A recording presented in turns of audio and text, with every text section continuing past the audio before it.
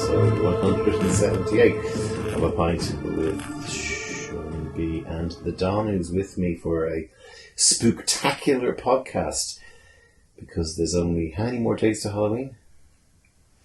Oh, I just count them up in my head. 1, 2, 3, 4. 2 more days to Halloween, Halloween, Halloween. 2 more days to Halloween, silver shamrock. 2 more days to Halloween, Halloween, Halloween. 2 more days to Halloween, That's the silver 4 shamrock. more days to Halloween from Silver Shamrock Enterprises, from a movie that scared the shit out of me when I was a teenager called Halloween 4 or something. Okay, that was completely lost on me because I can't watch horror. It's just that 4 more days to Halloween, Silver Shamrock. And it was kind of an Irish themed one, which is about leprechauns. It was like it was a leprechaun horror, and of course the problem with horror is that a lot of them are meant to be funny. Like, for example, Scream. I was terrified by Scream, and apparently that's meant to be an ironic horror movie. It's kind of supposed to be funny, but Of horror films, I've watched Texas Chainsaw Massacre. Don't ask me why I thought that would be acceptable to watch. I watched it in the afternoon one day. does exactly what it says in the tin. Yeah, but I can't watch horror films. It's the sound. Yeah, and the music. I enjoy gothic horror theme. Like, I enjoyed American Horror Story, stuff like that, where it's not actually horror. I enjoy spooky shit, but I just can't deal with horror. I'm not a person who enjoys being scared. It fucks with my head. I'm the same. I have no idea why anyone would want to sit in at night and put on a horror movie and scare the shite out of I beg you. your pardon, I did see one other horror film, and I don't remember what it was called. I went to the cinema with my friends, and they wanted to go and see it, and I was like just delighted to be invited along. And I knew it was a bad idea, but I thought, I'm sure I can manage it. I left in an ambulance. I shit you not. How'd you pass out? I had a panic attack really bad. It was so much worse because it was in a cinema, and like, bear in mind, I'm autistic, so like being in the dark, having it be really, really loud can actually be quite overwhelming for me in general, but like I get through it, I'm fine.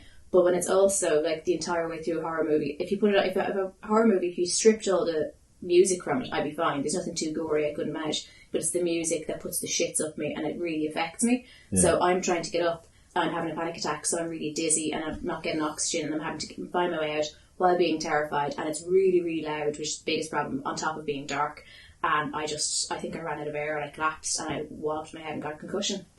Had to be carted out at the back of the square. Lovely. Not having raised, thankfully, happy not to have ever had to raise ankle biters.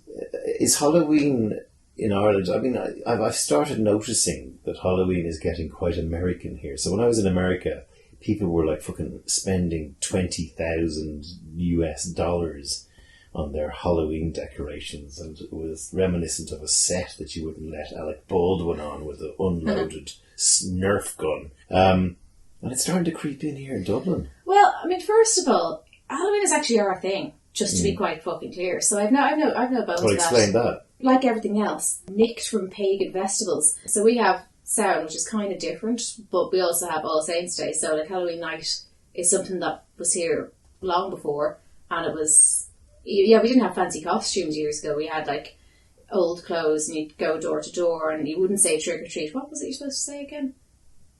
It's gone out of my head. Was it not trick or treat? No, that was something that was brought in from TV in America. Yeah. And like your granny and granddad, like, why are you saying trick or treat? That's not what you say. It was Help the Halloween party. Was it? Yeah. I know. I think we But said there was trick or something treat else back as in well. the day. Yeah, it was like something like give us a sweet and we brick your house. Yeah, it was more that. Give us a sweet and we burn you out. We do a black and tans on you. Like, I love the idea, but basically it's children and young people, but especially little kids, decide we're going to demand our parents dress us up all spooky and shit, and if they're not going to pay for stuff, we're going to wear our Maz stuff to put together a costume, and then we're going to arrive at people's door, random people's door, not even announce who we are, know how are you, know how are things, how's the husband, and then we're going to demand a ransom of sweets, or else we're going to, like, even the smallies saying trick or treat. I mean, when you just think about it, and people do this, I'm going to go out and buy a load of shit for random kids to come to my door, demand a fucking ransom, be rude to me, and off they fuck, and then I get that somebody else at the door the next 10 minutes. It's genius. Fair play to kids. I mean, I have a long list of reasons why I'm so glad I never had children. Sort of the whole Halloween thing would be way down the list, but it'd be in the top 100. but it's also a great reason to live in an apartment building. Well, I will say, controversial opinion, I don't like Christmas. A lot of people don't like Christmas. I find the whole thing really fucking stressful. Yeah. But, I mean, I do it, but I'm not into it. Halloween, I always did fucking enjoy the costumes and being creative. Loved that as a kid. So I loved it when my kids were born, and I was, like, really fucking broke when they were small. And at that stage, every child had costumes bought for them. It's just what you do. And people had decorations up. That kind of started when my eldest was born. That was kind of a real thing. But I couldn't. And I can't fucking sew for shit, but I can mend things. But I fucking MacGyvered some deadly costumes over the years. Yeah, those of you with access to the Don's Facebook page can scroll through her photographs and see the Madam's fifth birthday is the best one. Very good. Was that that one? Yeah, so she turned 5 in October, like a week or two before Halloween. And it's like she's only started school, and I want her to be able to make friends. I didn't want her to be the only kid not to have a party. So I was like, grand, have a party, but it was that stage where you kind of have to invite everybody or nobody, and I couldn't afford the 100 quid to get like a hall, which is what people usually do. So I turned my house into a set, and we decided to do this Salem Witch Trials, and I made us all outfits, and I think in hindsight I was probably having a bit of a nervous breakdown. But if you've access to it, it is well worth having a look. It's not even look to have a nervous breakdown while dressed as a witch from the Salem period. Oh, it is. It really worked. Yeah. But I made her a 3-tier cake. Like a wedding cake. It was a 3-tier cake covered in black, and it was fucking deadly, in fairness to me. This year the Don's little fella has dressed brilliantly as a plague doctor, given the current climate. Halloween will be probably a reasonable mass spreading event for COVID as it continues to lurk tittering in the background as politicians open up society just as numbers start escalating again, which is hilarious. When I was trick-or-treating in the 70s, it was a really big thing in terms of the stuff you'd get. Yeah. Because you weren't allowed sweets. You didn't get many sweets. And so, you got loads of monkey nuts and Brazil nuts and hazelnuts and shit like that, which the dads was busy. You get coppers as well and coins. Yeah. You get about, like, a couple of old pounds, and that would mean you could go to the shop. And then, the parents, like mine, would confiscate, and mete out your ration of sweets, which was like... Well, you see, now, so today kids can get sweets whenever they want, right? They go to this shop and go, Dad, can I have sweets? Or Mum, can I have sweets? And they go, here, have some sweets. Because there's a generation gap there. Yeah, kids were more excited about it when I was a kid. However, they were more spoiled. They were you got to the point where they didn't care as much. Like, they were sloppy. So, like, I grew up in a housing estate that there were 100 houses, but it was kind of across the main road and it was away from all the other estates. So it was like, that's kind of what you have to work with. It's a bit like Britain today. Yeah, but there's like maybe 4 or 5 cul-de-sacs back onto back, and ours was on the first road in. And so we had a system, like, I can't stand my brother, never could, but everybody else went with the neighbourhood kids. We did not go with the neighbourhood kids. We timed it carefully to make sure that we were going at the right time. And we'd do it road by road, even though I meant that we had to come all the way back down the estate. Beg early. Yeah, so we do it road by road and come back. You don't want to go with your bag looking too full. That's a fucking mistake. Yeah. Now, when we were very small, our mum used to wait at the back, and we used to give her our stuff and put the shite into her bag, so we didn't look a bit hungry when you're at the door. But we also used to come back road by road and say to my dad, if we do it on the door, here's 3 apples we got, you may hand them out to the trick-or-treaters. So we'd give them the shite, we'd give them the do not touch pile. If you got like a dip dab or something, I would be fucking so upset if that was gone. So you have your golden pile that they would not touch, you have the orange stuff if they have to dip into, and then you've got get rid of that. It's a load of monkey nuts, it's a load of fucking apples, get rid of that shite, don't like them, get rid of them. Recycling Halloween gifts or begging bowls, which leads us nicely into the other thing that's happening and kicking off on Halloween, which is the climate change conference from Glasgow, called, badly named actually, COP26, which what does COP stand for? Conference of Parties. Conference-y, yeah. Yeah. It doesn't sound so urgent, doesn't sound like we need to do anything about it. It's not like Live Aid or Band Aid or... I know, but it sounds like Band-Aid, Live Aid makes me think AIDS, but COPD, I think. So it's still like, it's a panic. You'd be concerned. Well, I think when Band-Aid and Live Aid came along, AIDS was just becoming a thing. Well, exactly. So it was like, it's fine. But they're obviously doing the same thing with the COP, because you just automatically think COPD. Yeah, we're going to cough our way through Glasgow with the cold, with coronavirus. So we have climate change still, rattling away. We touched on it, I think, last episode or the episode before. I just, can't see it being anything other than lip service, and I hate to say that pessimistically. Yeah. But I did have an idea, which was cow bags or CowNappies or something like that, where our Irish herd is contributing something like 30% or something, 20% of our greenhouse gases, mainly through their methane farts. And I thought, is no one? I think they're working on feed to give our cows that makes them fart less. But I just like the idea that if people came to Ireland and they just drove through the countryside and all the little cows with big nappies on them. And Pampers, I used to work on Pampers. They could make the cow nappy, and they could have brown methane neutralizer. They could have brown liquid on the nappy, showing what happens in their little fucking. Procter and Gamble love doing little animated things of how their things work, which is all horseshit, or cow shit in this case. But you could have a big nappy and just cow splatter going down on top of it. But and what of course, happens, what actually neutralizes. happens, because the kind of companies that you're mentioning there, what would actually happen is they wouldn't do that. They'd do cow fart tents, so cows would become, even though cows are well treated in Ireland, they would become the next battery chickens. Well, to avoid us having to put because money we have into to protect the kind of fact that we're grass fed. So on the one hand, we're saying our cows are grass fed; they're out in the air, they're eating natural grass. Hence, our butter is better. Bitter batter, better. Betty bought a bit of butter, but the bitter butter Betty bought was better. So Bitty batter another bought some bit made of her butter. batter better. If you're not going to do it, let me do it. Bitty batter bought some butter, made her batter better. Bitty batter bought some better butter, made her batter bitter. Betty bought a bit of butter, but the bit of butter Betty bought was bitter. So Betty bought another bit of butter, and the bit of butter Betty bought was better than the bit of butter Betty bought before. So that's the ad campaign that's running for Ireland and the Americas for Kerrygold butter. And but so we have to keep them outdoors. But you could imagine farmers complaining about the price of nappies for their cows. They'd be marching on Kildare Street. The tractors holding up town. They'd be coming out from the farming supply place with their fucking big cans of oil and worm drencher and huge nappies for their cows. Trying to catch the cows and put their feet into some stuff and put it back. And having to change the nappies as well. Because cows are real dirty poos. Think about a horse. Horses before racing, some of them just go, could you squeezing out a few now. Imagine though, you change... I always go, bet on that horse. Bet on the horse that's just dropped a load before he goes into the stalls. Because he's he's lighter. Well, yeah. It's when you always weigh yourself after your first morning poo and go, maybe I'm lighter if I do that. As you said, you've never heard ankle biters, and I'm just saying, all I can think about is the person has to change that nappy and the shite's gone all up its back. And you go, for fuck's sake. Cows are really dopey animals, so it's they're sitting there, they'll be lying down and be smearing everywhere. But there has to be some way. The other thing is you could have maybe just a little little calipers that sort of sits on their back that's got some kind of suction thing. So every time they fart or shit, it just sucks it all up, and I don't know, it does something with it. I mean, there's got to be some way, rather than just killing the fucking cows, of reducing their carbon emissions. Yeah, but see, that brings me back to my point of the little calipers that are suctioning it out.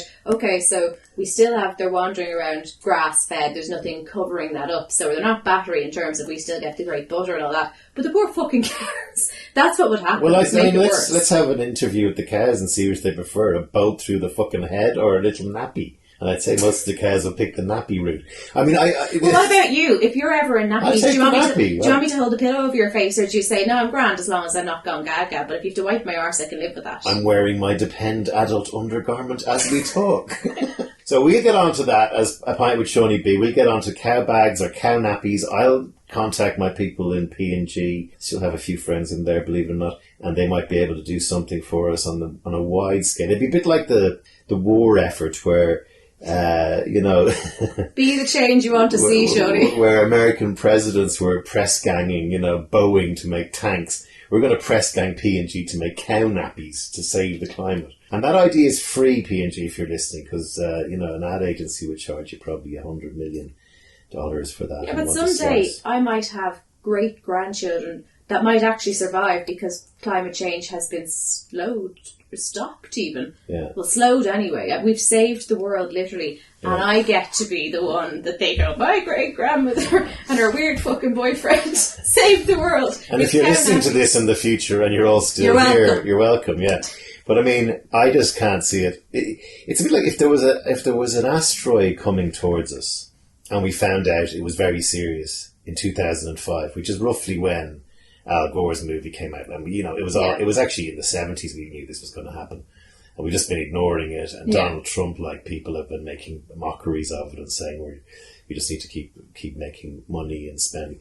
But if we found out in 2005 that there was an asteroid that was liable to hit us in 2030 or 2050, we are good at that because it's a single-minded proposition. We need to get something into space, attach itself and blow itself up or something like that, right? Yeah. A nuclear bomb on a fucking asteroid. And we've actually landed on an asteroid, which is kind of amazing. But this thing is so nebulous. It's like, as I said before, it's like a 1,000 things need to change. Like, every industry needs to stop fucking wasting heat and wasting paper and wasting cartridge ink. But we haven't even been able to get our shit together with an 18-month pandemic. No, I know. Well, I mean, but again, the pandemic version of that is we have managed to get 12 million shots into most of the people in this country. Twice. Yeah. Which we're good. See, it's a single-minded thing. But when it's nebulous, it's like, keep your distance and wear a face mask and don't go out. It's like, no fucking way. Right? What people have done with the pandemic is going, look, I'm willing to get the vaccine, I'm willing to do this, but what I'm not willing to do is sit at home when everybody else is like, if my effort makes no difference, if everybody else is going to do shit, how much am I going to pay to do my bit if everybody else is doing shit, right? Like America, they were the first to get the fucking vaccines, they still can't get half them to take it, so they're gone to shit because they can't even get their own people to behave. Yeah. Now, climate affects us all globally, which you kind of down as well. But the point comes where you go, if other countries aren't going to do it, we can't stay home forever. There's going to be new variants coming in the whole time because everybody's not going to do what they're told, even if Ireland does. Now, Ireland's not particularly doing what's told on climate, but I mean, it's the same fucking thing. Yeah, and then we have Donald Trump, weirdly, is also a climate denier, which means all of the people in America, not all, but most of the people in America who are not getting vaccinated are Donald Trump supporters. The climate's bullshit as well. Okay, let's bring Donald Trump back and watch him just tarmacadam the entire fucking country just for ease of driving purposes or something. And everyone go, hooray, gets to get rid of Yellowstone Park and just make it into a fucking car park. Which is very pessimistic of us because we clearly do have to get our act together on this. If it's something that's very important and pressing to the planet. Maybe when we do our CowNappy thing, people might kind of go, Jesus, a bit of hope. Might spur people on. Cownappies, that you heard it here first. That's cow diapers for the Americans. Cow diapers, yeah. And they could come in big bags. Yeah, that would be good. What else has been going on? We're coming to you at the end of the Squidgame phenomenon, which was mental, wasn't it? It was mental. We watched that. Speaking of scary things or weird things. But you know what's scary? I didn't sleep at all last night. I got 2 hours and then I was up all fucking night in pain with my women's business. But I did wake up after a really weird nightmare. So like you and I were going drinking somewhere. We had to go up these big stairs and it was kind of, we were outdoors, I don't know, COVID-y. But you kind of went ahead of me and I kind of followed you and I got there and some fucker has almost like a bar. But there's about 8 puppies, and one by one they have to fight each other, and whichever one falls down dies. And you have to run this, or else you get killed. And so it was total Squidgame, but with cute puppies. Yeah. And I'm sitting there feeling icky, but I know you're but you get to the last 2 and you're like, I can't fucking do this. So then they took you out, and I was like, oh shit. And then, you know the song Grace, the Irish song? People started singing that and I started singing along and I had to climb out of a hole and I was like, oh shit, I think this is an omen. Puppies fighting and it being Squidgame and then singing Grace, which for anybody who doesn't know is about a couple who got married because he was about to be executed. So that gave me the, oh shite, Shawnee's not okay vibe. But that was my Squidgame nightmare last night with puppies. But what I can't understand about Squidgame, and I get it, there was some very interesting games in it, and it was gory, and there was a nice underlying commentary on capitalism and gladiators and X Factor and how people just will do anything for money these days. But the actual show itself was just full of fucking holes everywhere. I mean, it was like the whole premise of the show, which I kind of copped weirdly towards the end, that the old man was behind it all. But then you find out it's been going since 1988. Is this the first year they had a problem with it? And then, that night that they all started beating the shit out of each other, and then the next night it was fine, no one beat the shit out of anybody. It's just like, it just didn't make sense. I just find them to be, I think there were moments where I was like, yeah, I can see where that might be a bit of a hole, but it might become clear to us. I didn't really come away feeling like there were any giant holes in it, to be honest. When it dropped on Netflix and I saw it, I was like, some Korean game show where they all kind of fight to the deaths, or Christ, no, I could think of nothing worse. I was like, fuck no. But because it was so popular, I was like, now you see, some things aren't my bag, but it's in Korean, and you kind of go, that can't be that many people's bag. And if everybody's watching it, if it's number one in Ireland, if it's just non-stop, there has to be more to it. You watched it dubbed and I watched it subtitled, and I'd be a sort of purist in subtitling, and you don't really like subtitling. Well, I just get too tired. But I thought actually when we then started watching the last few episodes together, we went with the dubbed version. I thought the dubbed version was better. Yeah. I've noticed that with Netflix, because the other way dubbed is often shite, but I will watch dubbed because often when we get to watch stuff it's late at night and I've been with the kids all day and I just haven't got the concentration to follow the subtitles, so I need it to be dubbed. But I would have otherwise said dubbing is shite. But I've noticed with the last few things I've watched, you can see it if you look for it, but you don't see it the whole time you're watching it. The dubbing has been quite good on Netflix. Yeah. We should, starting with, the Korean wave, I suppose, started with Gangnam Style a couple of years ago. And we actually have a listener in Gangnam. I don't know, by the way, we a lot of people write in about the strangest place a pint of Seaniebee was listened to this week, and they kind of like that. And they're a bit worried, do I know who? And I don't know who is listening, I just know where they're listening. And that's only on a very small proportion of my listenership that's to do with SoundCloud. So I don't know who's listening on, if you're on an iPhone or if you're on some of the bigger other platforms. Because there were some people who wrote in to me saying, we're trying to go to obscure places to log in just to piss me off and get registered as this week's pint. So all the places are actually true, but we do have a listener in Gangnam. So hello to our Korean listener in Gangnam, and feel free to leave a note or a message to us. But yeah, so and then Parasite won the Best Picture Oscar, which you haven't seen yet, but it's a brilliant film. I mean, I saw that way before it was kind of touted for the Oscars. And absolutely loved it. I said, this is brilliant. But you never think, a movie from Korea is going to win. But it's fantastic. And this is kind of similar. It has a kind of, the Korean stuff has a sort of a comic book feel to it. It's almost like, it's not Batman because it's not superheroes, but it's almost got a kind of a, I could imagine it as in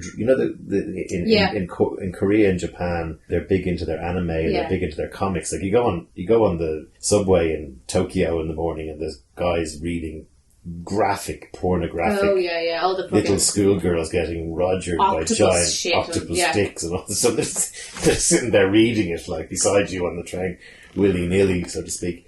But it's got that kind of weird.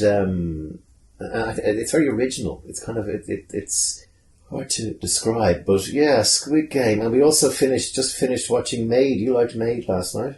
I did. I thought it was well done. I mean, I found it a little bit convenient at times in that it wasn't quite miserable enough for my taste.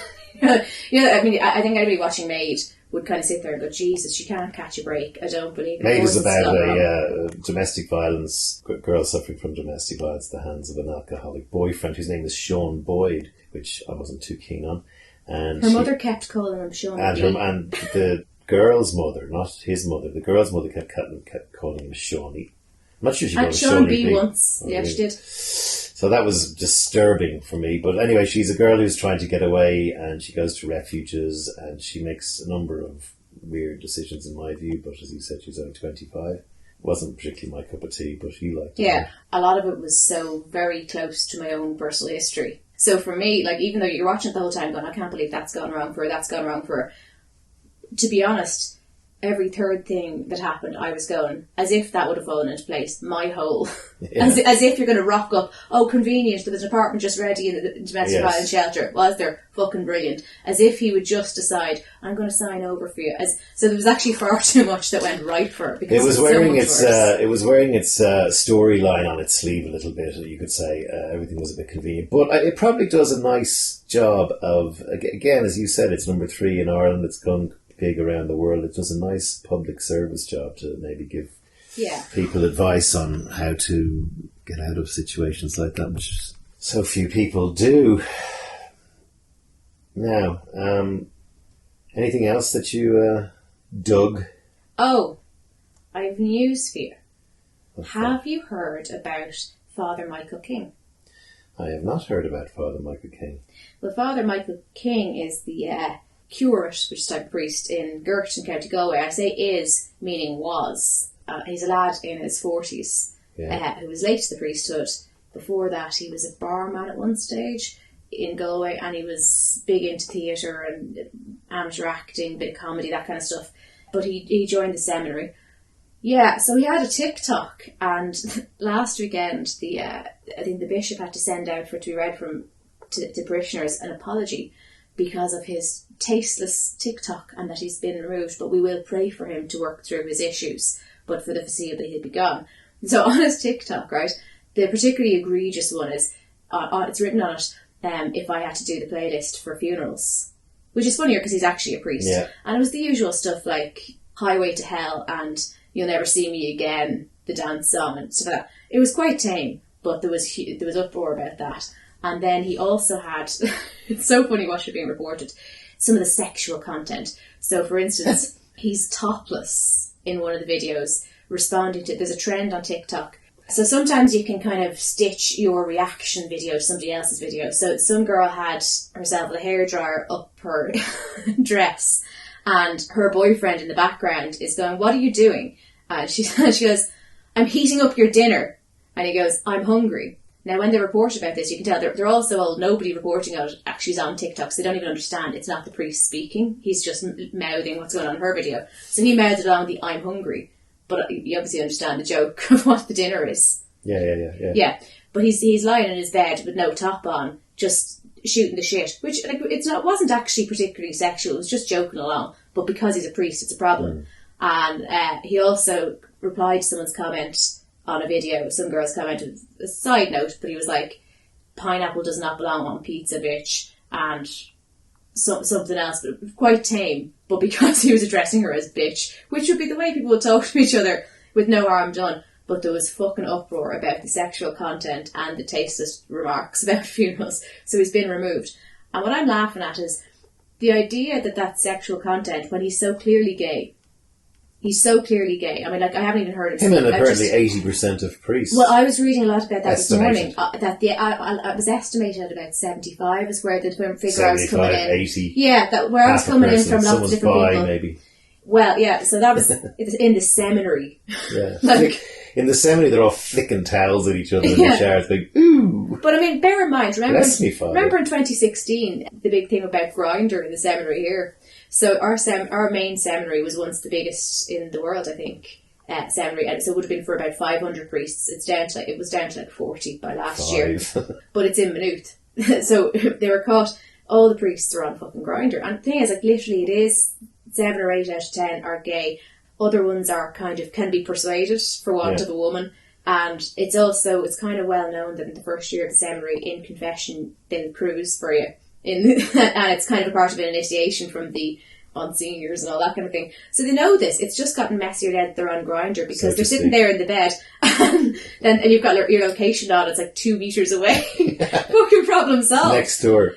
Yeah. But I brought this up on the podcast before, and when I started the podcast, I had this bit that I did, which was about priests in Ireland, and there was no gayness in Ireland really until the 70s or 80s. So you were really religious. You grew up, and then you get a calling.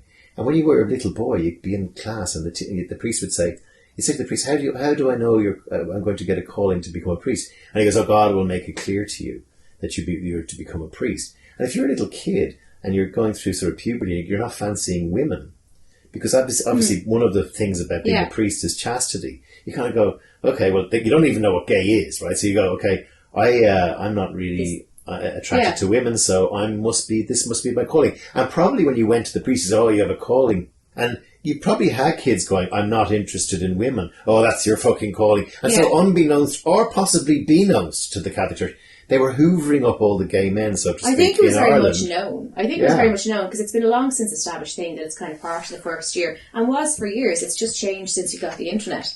But, I mean, what happened at that time is that the Archbishop, who's stepped down recently, Dermot Martin, threw a little wobbly and said he wasn't sending any more of his priests to St. Patrick's Maynooth. He was either going to send them to Rome, or they could be kind of like, I don't know, homeschool educated within the parish, because it was a toxic environment. Not because of the gayness, but because little bitches were sending anonymous letters outing them, and that was a toxic environment for his priests to be in. So it's like literally, it's a big fucking orgy. But like, when did, like, there's a whole thing with me. You know the classic line of, you know, if you had a sportive mother and if you're brave enough to come out to your parents, the most sportive answer you could get is, but at least we'll have a priest in the family. Yeah, I know that, but like, there's a bit where, well, maybe gay people can enlighten me on this.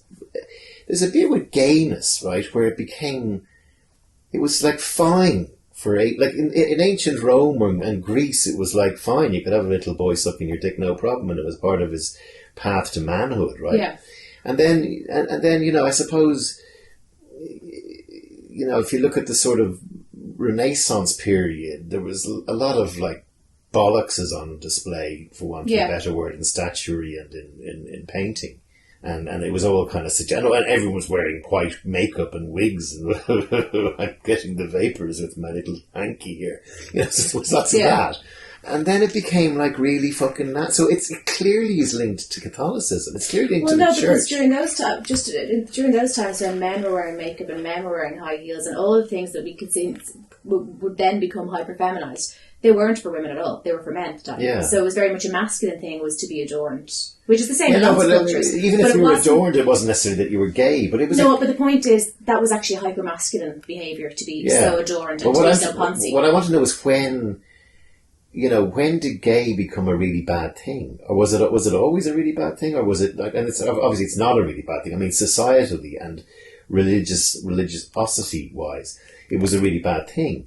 I mean, there's no mention of homosexuality in the Bible that I know of. There's sodomy and stuff like that you mentioned, but there's no actual castigation.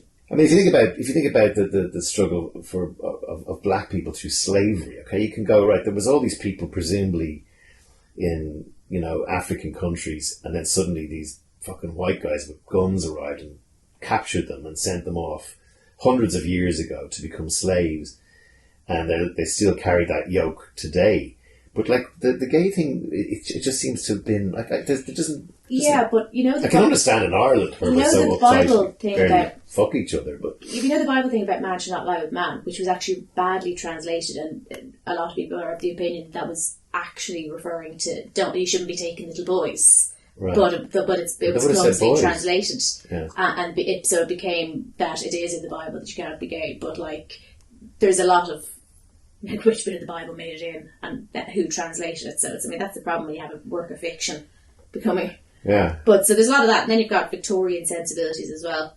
At a certain point, it's a lot of religion, but all the way through religion. Like when you think about why is there so much gayness in the church? Okay, well, because they're fucking celibate. Now they're celibate because of inheritance. The reason they can't have they stopped being able to have wives was because fuck this, the Roman Catholic Church isn't going to hand over their money for looking after families and wives and inheritance. That's the only fucking reason. And clearly that's where all the gayness came in. And then you kind of wonder, like, I mean, certainly now when I look at that TikTok priest, I mean, he looks like great crack. He looks like he kept mentioning alcohol and over pints and stuff, and that was a problem as well. He looked like a great life, and I'm going, why the fuck did he join the priesthood? Yeah, well, you're not allowed to have any fun if you're a priest. Apart from. Now I'm guessing he just decided I am joining this fucking orgy, because I can't imagine why the fuck else somebody who's having a grand life, having a grand social life, decides, you know what I'll do now? I'd like to say mass every week. But then we have, no matter how pretty the dresses are. I've listened to Bart Ehrman, who's fantastic, if you want to go down this rabbit hole on YouTube, about studying the origins of the Bible and how accurate it is, and it's completely fictitious and inaccurate, and like, shocker. I just can't understand why people still cling to, like, let's just take that homosexuality thing, where it's just, you know, when I was growing up, it was like, if you were gay, you got beaten up. You certainly got bullied in school. Yeah. For being gay, or even if you just looked or sounded gay. It was the worst possible thing you could ever be. Like, it's funny, I asked my kids about this recently. I don't know how it came up, but I asked them recently, because like when I was growing up, so mine are 8.5 and just gone 11. So that's the perfect age. I don't know about you, but that was the perfect age where everything is gay. That's gay. This is gay. The reason you can't cry anymore is because I say you're gay. Like, you know, that's the perfect age for all that. And I came up, I was asked them both individually, separately. I was like, the topic of gay came up, and I was like, do people still do that? Like, do people get slag for being gay? And they're like, no. But it wasn't in the same way, like, if you asked about racism, they'd go, no. Like, if someone said the N-word, like, they'd never be spoken to again. Like, it'd be social suicide to ever say that. But that wasn't the response I was getting from gay. The response I was getting about gay was they were just utterly perplexed. And it's not that look, they come from a progressive household, but it's not that they wouldn't be... that anyone would. They were just like, no. And I was like, I'm just curious, because it was always, obviously they shouldn't and all that, but it was always said, is it not even in jest, like, is that, even if they're not bullying people, to say, oh, your runners are gay looking, and they just kind of looked at me absolutely perplexed. Yeah. They were like, yeah, no, I believe you, because like, I'd have taught them ways of the world and shit that I don't like about how Ireland used to be, and my values. A part of teaching them my values is teaching them what I think is fucking wrong and what we don't accept. Yeah. But they were genuinely perplexed that, because I'm only 20 years older, that I went to the same school, and when I was their age 20 years ago, it was just everywhere. Yeah, you shouldn't beat gay people to death. It's really bad when you do that. However, you'd be deeply ashamed. The worst thing ever. I mean, it'd be fucking mortifying. The filthiest, most disgusting thing you could be would be gay. Nobody would be happy with that. But we won't beat you to death. That was as tolerant as it was. Yeah, there are some signs that we're coming... That we talked about climate change earlier, and I just can't see Anya and Ewan in any way doing anything other than just rolling their eyes and thanking us for fucking up the planet by the time they get to their 20s or whatever.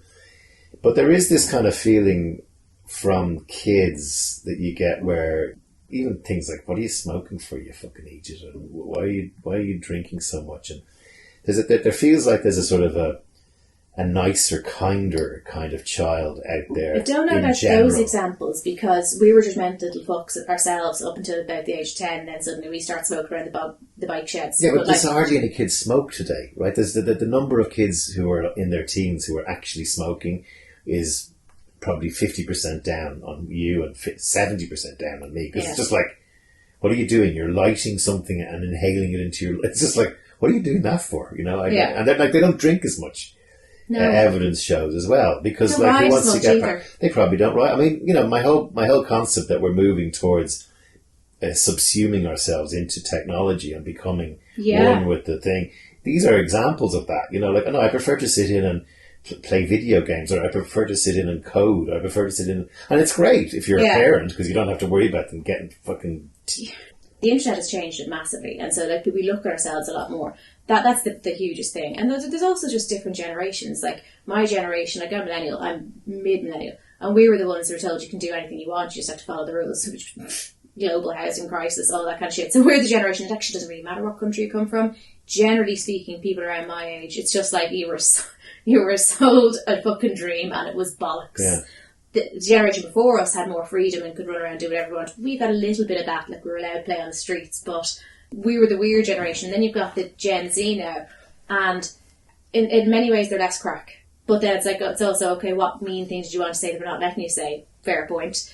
They are much more concerned with social justice. And part of that, sometimes I kind of compare them to my generation. I go, well, part of it is just their age. Like, if you're not concerned with social justice at 19, 20, 21, you're going to be a fucking arsehole by the time you're 50.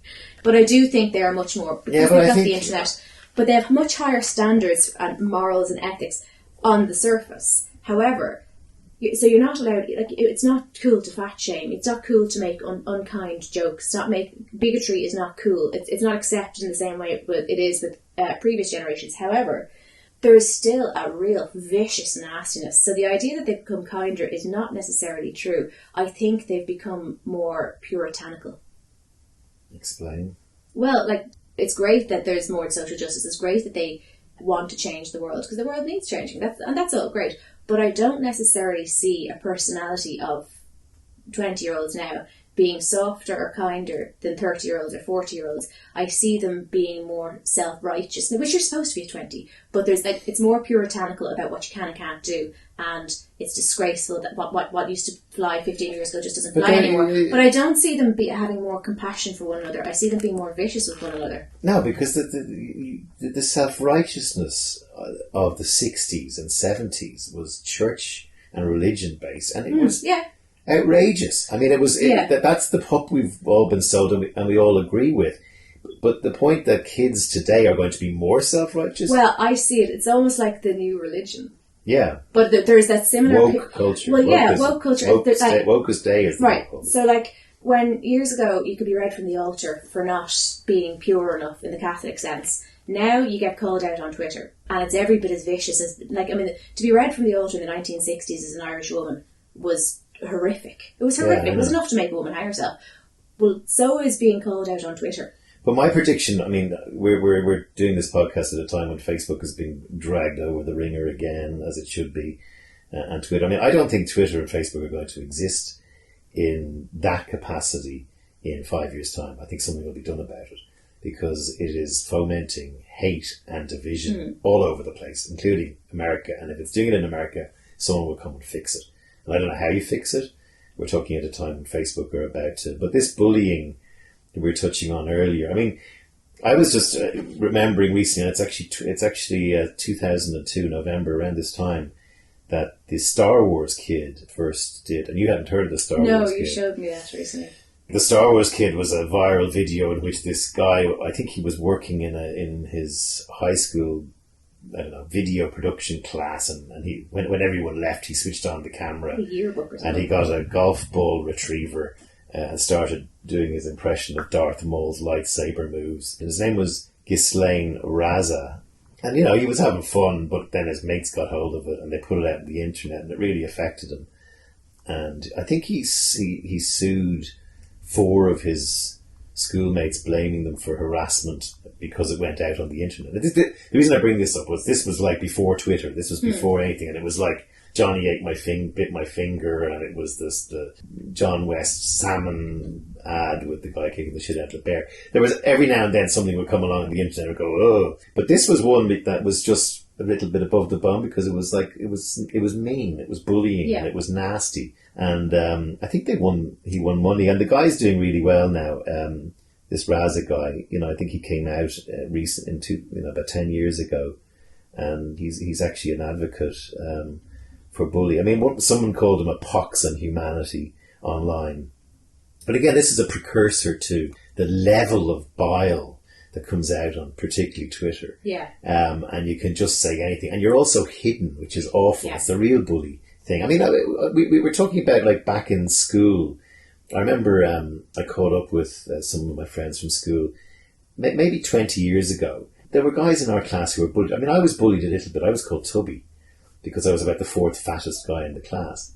And I had this idea that there were some guys, you know, I'm not going to mention their names, but there were guys in my class who I, you know, like to apologise to for bullying them. And I actually thought we should, as a group, when we were adults, seek them out and apologise. You know, some of the guys were badly bullied. And, you know, I even met one guy who I hadn't seen in 20 or 30 years, DG, if you're listening, and he... You know, I was all catching up over drinks, and I said, and we were talking about this bullying thing, and he said, but my memory of you is hitting me with a steel ruler on my arse and nearly, you know, really hurting me. And I'd forgotten about that. And it really affected me. I was like really apologetic to him again. I said, shit, you know, you've grown up all your life. Whenever my name comes into your head, it's like, that's the prick who hit me with a steel ruler. Now, I didn't hit him in the head or cause him to go to hospital, but like I kind of tried to whatever flip your him messing was actually really hurt him and bothered him for 20, yeah, and that's the sort of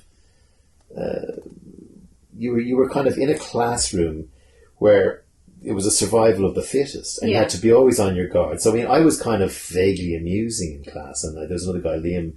And we used to kind of entertain the class with our tomfoolery and witty quips, I like to think. And that was a way of getting out of it, because you were okay. But they were just assholes. There were guys in our class who were just bullies. Yeah. And it's just nasty. Well, I mean, like, I was viciously bullied all through school until I couldn't take it anymore.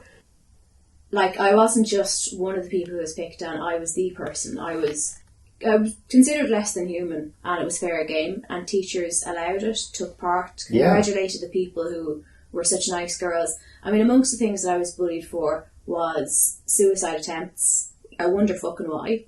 And then they'd bully me for it. Like, it wouldn't be enough for them to go, maybe we should actually fuck off and leave her alone.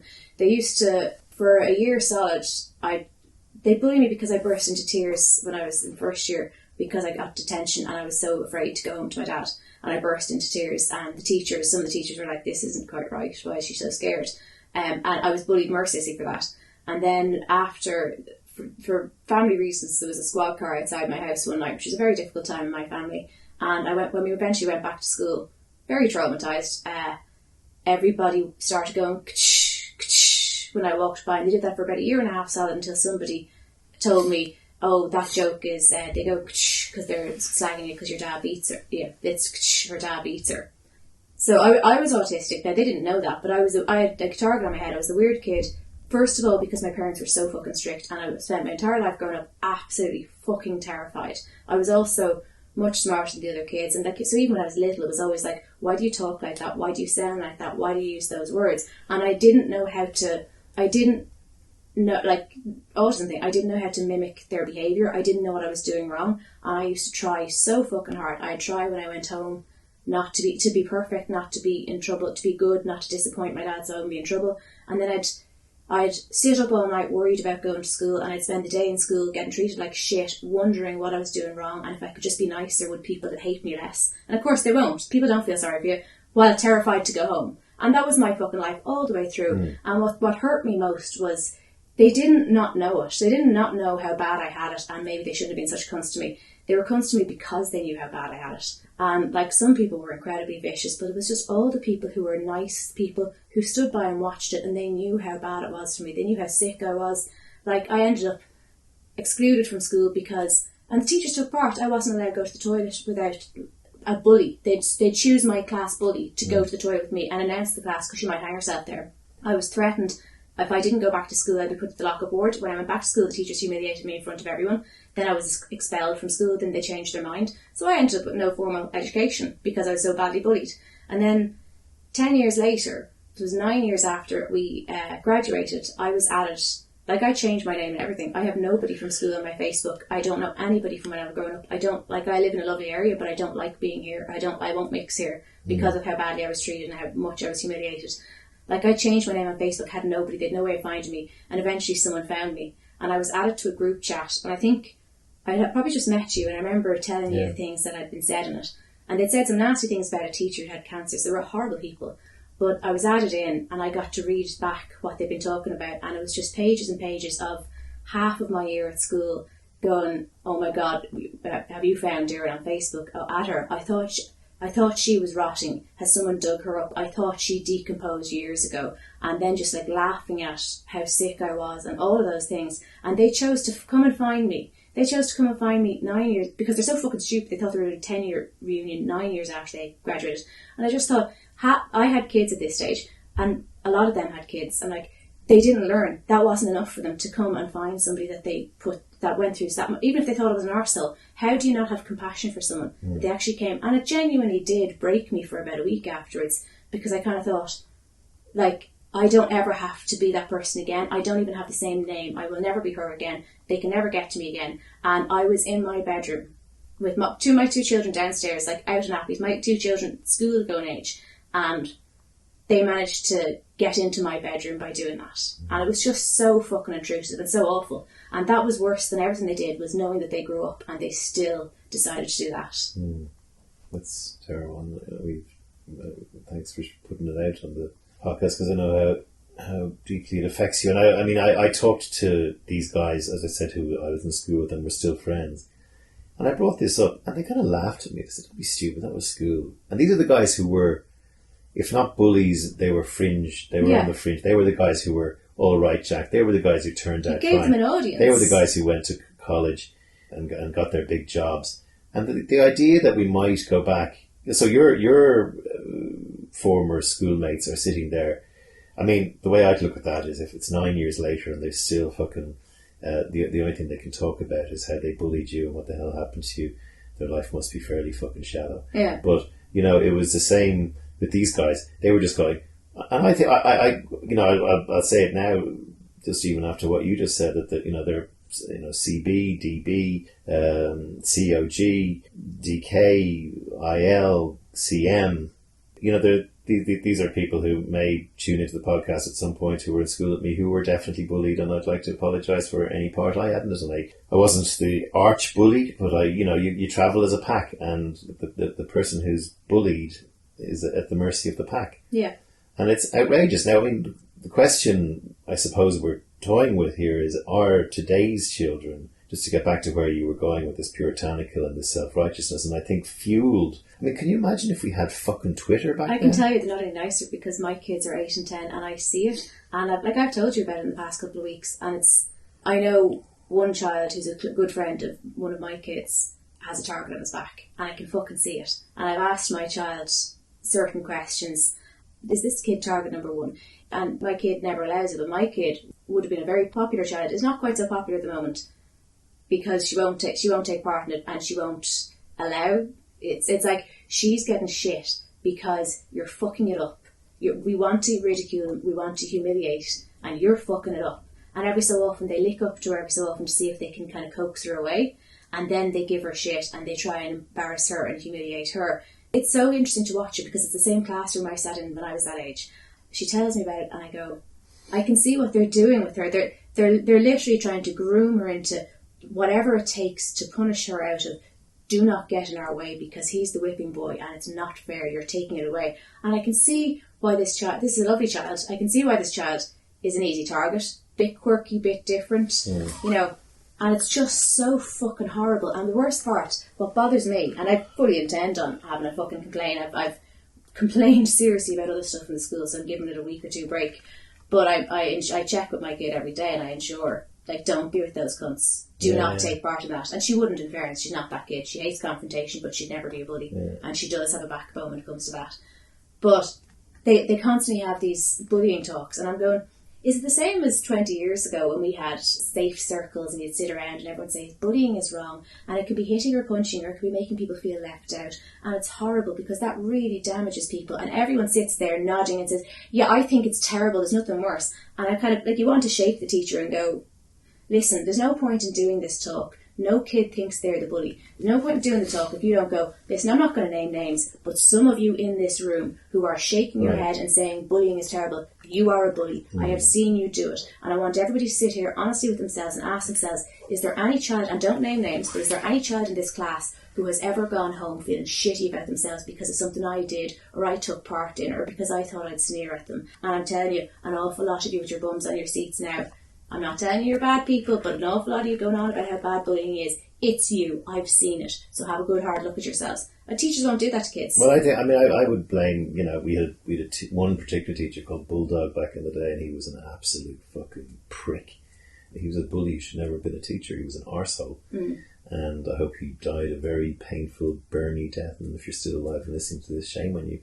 But, you end up with a schooling situation which isn't changing or developing as fast with technology and with the way society and with the way what industry needs to be coming out of school. And it's almost Squidgame-esque. Yeah. Even within a working class school or an upper class school, there's still a survival of the fittest. Yeah. And you're being taught by your father to don't trust anybody and make money and you can be the number one and we're going to get you to college. I do honestly think it's much worse in more affluent schools. I don't know. I mean, I certainly don't think the sort of certainly from a boys' school, the sort of violence that you would get in a affluent school is a lot less than you get. But it's much more vicious. But the psychological way, there's probably a better vocabularies at work where they can actually think and do stuff. I had a cousin who was hung by his ankles off the balcony against Old Abbey. Yeah, no, I mean... And again, he wasn't right for years later. I mean, I remember coming... and our school was up the mountains. There was a little shop down the road. We went down there sometimes at lunchtime to smoke and buy a can or something. And I remember walking back to the school, and one of the guys in our class was coming down this driveway. And it's miles to the bus stop, and he's 5 miles from his house, 6 miles from his house. So he used to get a bus, and he's just soaking wet. He's been thrown into the pool, and his school bag's wet. He's completely wet. His glasses are back skew-ways, and he's just soaked straight through. And we're just looking at him going by. I mean, and that gang that I was walking up with would have been probably in the environs of watching that happen 15 minutes previously. It's a horrible thing, but even, it's the hurt of what happened that's worse. And I don't just mean 20, 30 years later. Even in the moment, when you're walking home soaked, no matter how uncomfortable it is, no matter what bad thing is happening to you, so you're experiencing the pain of it right there and then, the hurt is worse, even then. But would you, I mean, how would you react? So you stumble-bummed your way into some WhatsApp group where they were still talking about you back in the day. If there was a kind of a movement that people decided, you know what, we do owe an apology to some people, would it make a difference or not?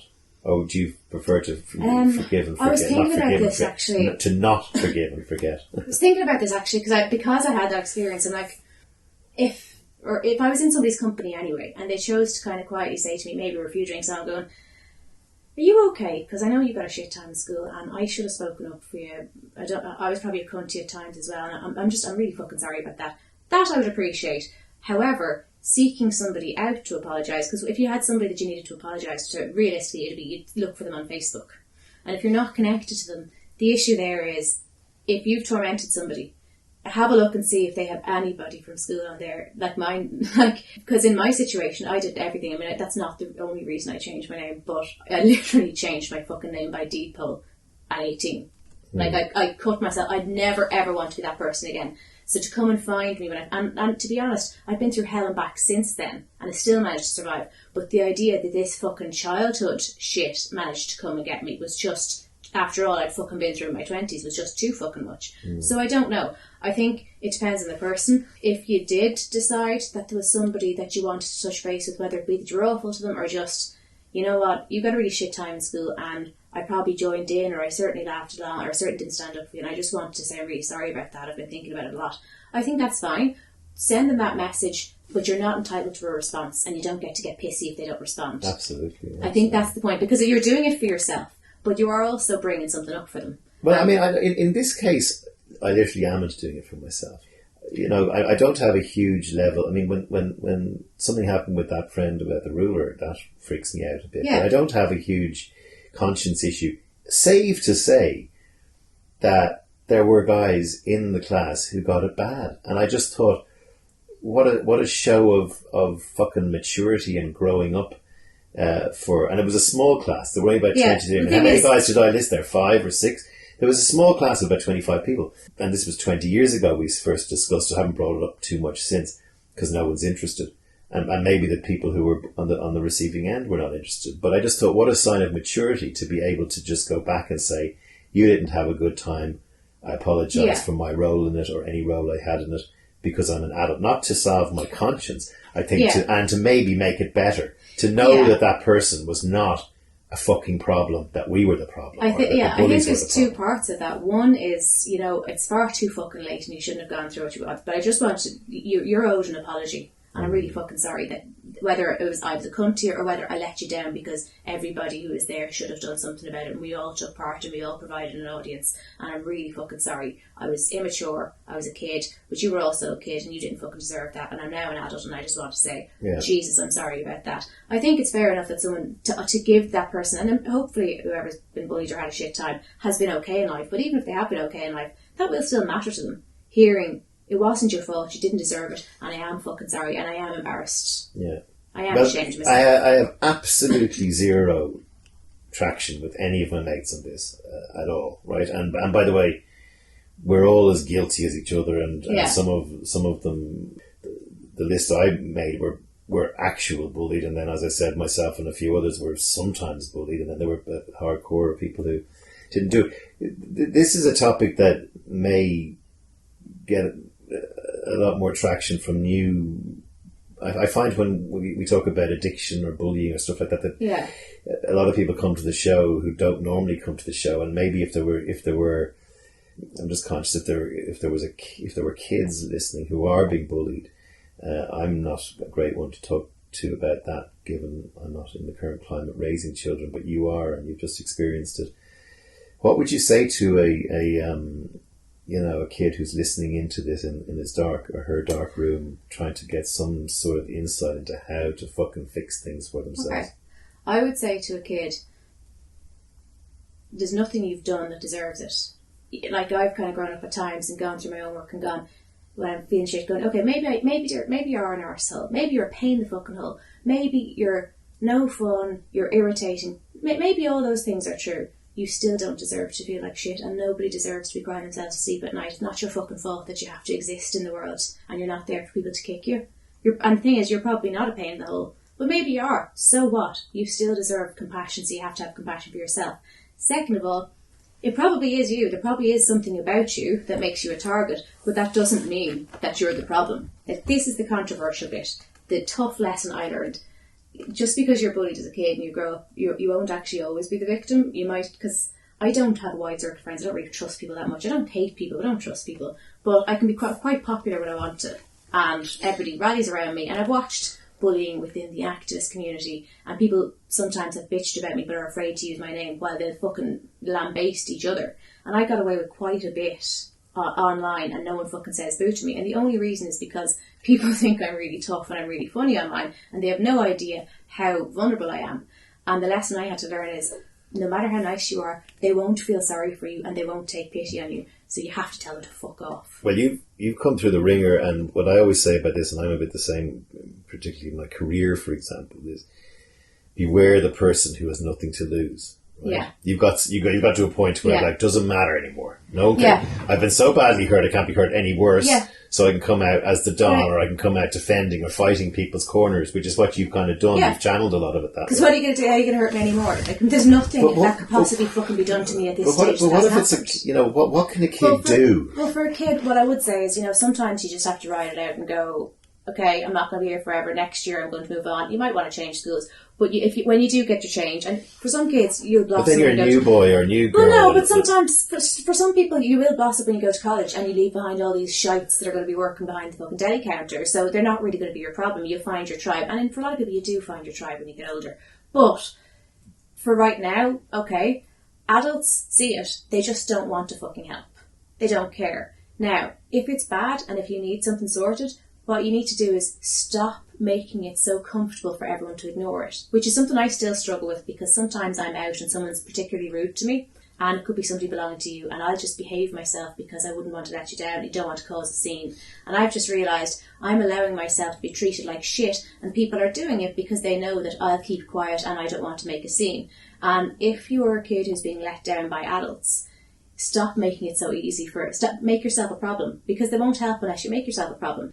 I think with bullying, often this thing of nothing particular specific is bad enough. But like, if you were working in an office and there was HR and you were getting shit, you would be warned by anybody, keep a log of it, because no particular issue seems bad enough. Yeah. But when you keep a note of this, and this, and they're not seen as childish, petty, whinge bag things to do if you're in the workplace. So if you're in a school and you've no fucking choice but to be there every day, and kids are much worse, if that's what a mature 40-year-old should be doing and nobody thinks that's babyish, you should do it then. And then get someone who will help you, whether it be a parent or somebody older, if they will help you, and approach your teachers, or find a fucking teacher you like and say, I have this problem and I don't feel it's being taken seriously, and I have to say, Miss So-and-so was there and she heard the comments, and Mr. So-and-so was there on that occasion, and I feel it's not being taken seriously and I want something done about it. But you have to make adults uncomfortable. I think that there's an underlying snitches get stitches thing that goes on here as well, where I think that's a great idea. If you are listening to this and you are being bullied, the very starting point is journal the incidents that happen. I mean, also from a point of looking back in them, and maybe they're not as bad. Maybe something that hurt you really badly for 5 weeks ago was done in jest, and you just couldn't take the joke, or so I'm not belittling that, but it's just often good to look back at it, write it down, but also you're encouraged not to tell your parents, because that's a sign of weakness. And I think kids are often worried that their parents are going to either overreact, do the wrong thing. Yeah. Guys are going to get wheeled out. I think it's going to be made worse, right? If you tell tales, it's going to be made worse. And your mommy and daddy and teachers can't make them like me. So if I tell tales, then I'm just a rat. And what I would say to that is, they don't fucking like you now. Stop being nice and thinking that they're going to have compassion for you. You have to stand up for them one way or the other, whether it being telling them to fuck off, whether it being making trouble for them. But behaving yourself and trying to make yourself smaller and get out of everybody's way hasn't stopped them kicking you. So stop being their fucking football. And then the other thing I'd add is, if you're not the bully, but you're encouraging, or you're standing idly by, or you're it's like the Nazis. I didn't do anything. I just switched on the gas when someone said switch on the gas. Did I know all those people were going to die in there? Well, yes, but I didn't actually force them to breathe the gas. So there's this, circle around bullying that allows and condones it and laughs at it and maybe doesn't actually do any of the bullying. It's the same in every class I've ever been in. Mixes of all. If you've got 20 kids, you've got 1 or 2 that are fucking evil little pricks, right? Yeah. In a class of 20 kids, standard, you always have 1 or 2 evil little fucks. Then you've got 4 or 5 that are quite inclined to be dickheads and will happily jump on the bandwagon. Then you've got 1 or 2 on the good side. You probably won't have one that'll stand up for you, but you'll have 1 or 2 that'll turn on their heel and walk away because they don't want to be involved, but they're not brave enough to stick up for you, but they do feel bad. And so the vast majority in between will just happily take part and will piggyback on your pain. And I would say I have a much bigger issue with those people. The cunts have something wrong with them. Yeah. And just so you know, and I'm not trying to give you a hard time, but just straight up, anyone listening going, well, I wasn't the bully. I mean, I'm lucky I wasn't the one that got bullied. You were worse. So you should feel embarrassed. You should feel ashamed. Yeah. Do something about it and stop being that person. And make sure your kids aren't that person. Well, that's the other thing I was going to say. Teach your kids, you are just as fucking bad. You're fucking... If that creepy little prick who can't help being an arsehole is being a bully, you're encouraging him. He won't do it without an audience. You're making it okay. And you're taking part in it. And you're patting yourself on the back going, sure, I wasn't doing anything. If you know that there's someone who gets picked on in your class and you know that you're not the bully, you are the bystander. You are the fucking worst. Yeah, but I mean, you don't hear, like, that's what I'm saying. Parents, if you're listening to this, you know if your kid's an evil little fuck, right? That you'll have spidey senses that your kid could be a bully. Yeah. And if you have a spidey sense that your kid's a bully, he probably or she is a bully.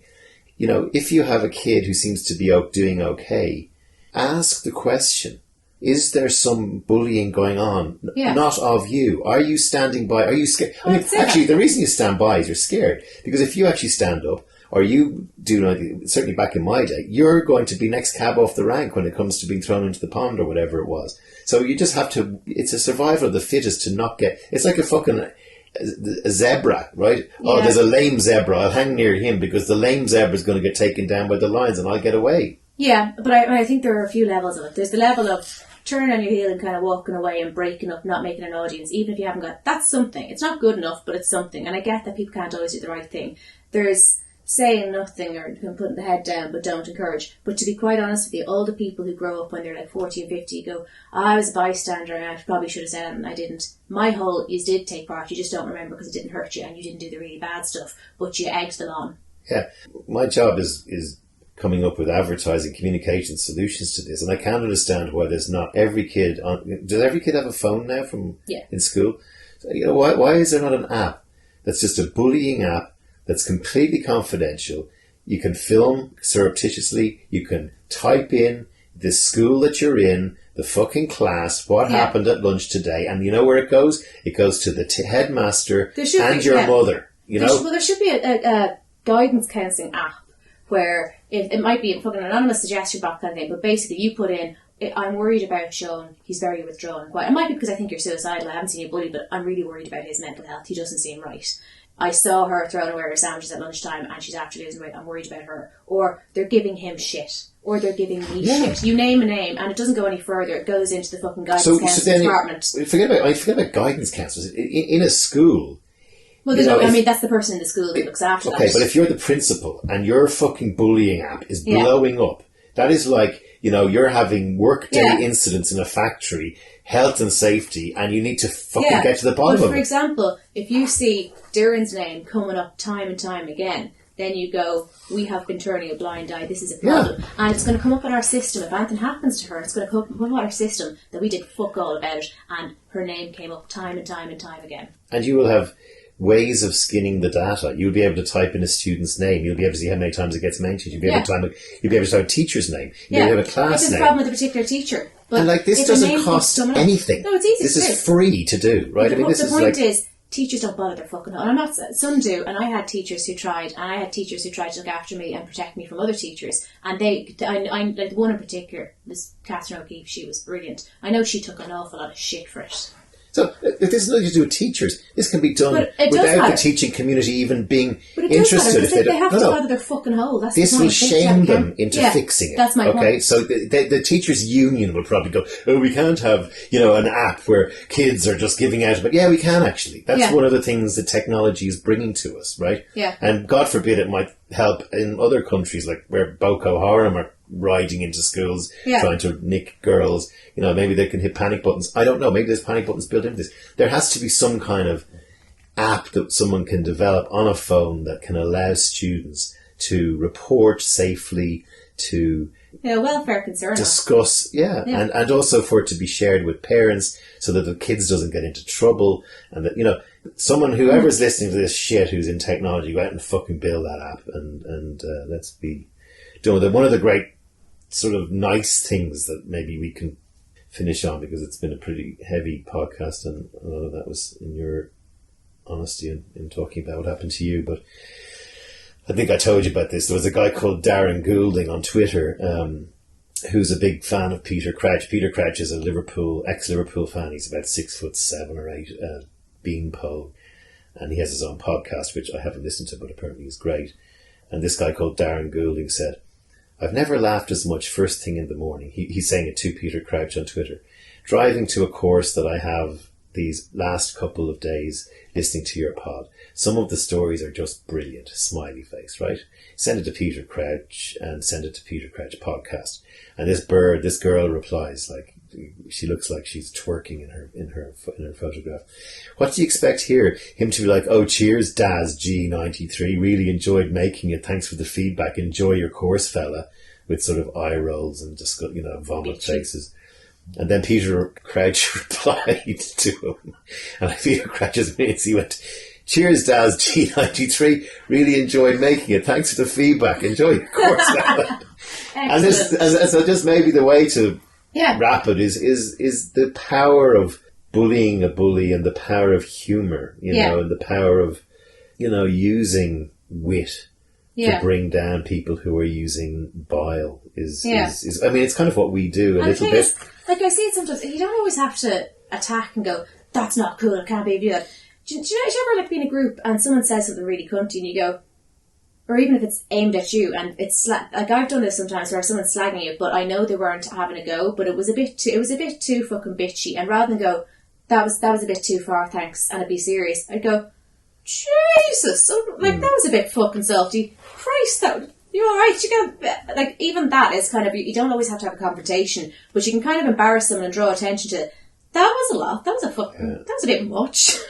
Well, I mean, it's particularly important because, what's going on with the woke, with the explosion and the collapse of the left, it's almost, the collapse of the left, as I said to you recently, to me, is starting to smell like a right-wing conspiracy, that we're going to create this ridiculous left that most sane thinking liberal-ish people go, what the fuck is this? Yeah. And it could be like, again, foment division within the left, which is totally happening now. But that whole woke thing is getting out of control, and it's also bullying. They go, no, you're bullying us. It is the most vicious bullying I have ever seen, because it's self-righteous and because they don't have to see the person they're looking at. But I'm in a lot of wokey circles, and I stay in them just out of pure fucking nosiness, to be quite honest with you. And it's all about kindness and goodness and social justice. I have never seen, I mean, there are people that I don't agree with and I don't like, and I've never seen anybody on other sides, or maybe with less progressive opinions, be as fucking cruel. But the pylons I've seen, I've sat there, I've genuinely have contacted people and gone, are you okay? Just leave that group. You don't need notifications. I've contacted admins and had fucking rows with them. I don't get involved in commenting things, except if I see someone get piled on, because it doesn't matter what age you are, it's fucking horrific. It's horrific. To anyone being bullied out there, to anyone being beaten up over their points of view for being not woke enough, or being a bigot, or being a racist, or whatever, if you are a racist, you deserve some of what you get, okay? You deserve some of what you get. But we're living in a world where I think too many thick people have access to too much and can shout and roar loud at people. I get it. There's people out there going, yeah, well, you're just saying that because it's not what you agree with, and we're, David Chappelle, I thought, is going through the ringer right now, and he's being very brave, and we support him. I don't agree with everything he says, but I love his comedy, and that's his job. His job is to make people laugh, and the trans community I totally support and hate the fact that the trans community, we just talked a lot of this podcast about homosexuality and how bad it was, and it's the same for a lot of trans people. But it's getting out of control. Yeah. Well, oppression points doesn't make it okay for you to be a bully, and you can still be a bully if you're oppressed. And the one thing I would, my point that I would leave to people is, it's very easy to have compassion for people you like. The trick is we're asking you to have compassion and humanity for people you don't like. That's a good place to end it. We'll see you next time on A Pint with Seaniebee, and there's a couple of links at the bottom of the podcast blurb for anyone who may have wants to find out more information about some of the topics that we talked about. I'll leave you with something lighthearted, which is Bullying in the Priesthood. A fantastic expose. Don't be a bully or I'll date you. By our friends in the Day Today. Bye. Bye. We featured in a full report on the Church of England, which is coming up now. If you mention the Church of England to most people, they immediately think of the sacraments and the holy blood of our Lord Jesus Christ. But to many within the Church, there is another ritual, the ritual of the bullying ritual. Ex-curate Peter Litterton was intimidated by his very first vicar. I went to the bathroom to wash after dinner and I found my flannel in the toilet. Another time I went into the bathroom and all the bristles, bar one, had been cut off from my toothbrush. Another time he put bleach in my shaving cream and Mrs. Cape stifled a giggle. I see. This is St Barley's Church in Coventry. Barley's vicar, Bobby Skye, is a former bully himself, but has now decided to speak out. If a young deacon was being inordinated, then during the inordination ceremony, we would hum during his sermon, so we would be going, and he would be trying to speak and not knowing who was humming. How many of you were humming? About 200 of us, 200 vicars, all going, But while some are brave enough to speak out, others are still quietly being beaten up. Here in the vestry of St Champs in Coventry, we secretly rigged up one of our cameras to record some bad ecclesiastical hurting. I'm sorry, Bishop, I'll do it again. I'm sorry, Bishop, I'll do it again. Why are you always being such an arse? Don't know, Bishop. I don't know, Bishop. I don't know. It's folding properly. Yes, Bishop.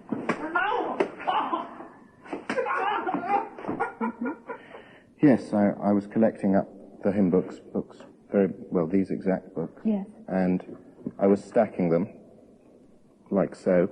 Yes. And I'd stacked up to my chin. I see. So I was really at full stretch with about 30 hymn books. And he said, "Come on, Peter, you can fit another one in there." I said, "No, I can't, Reverend Cape, I really can't."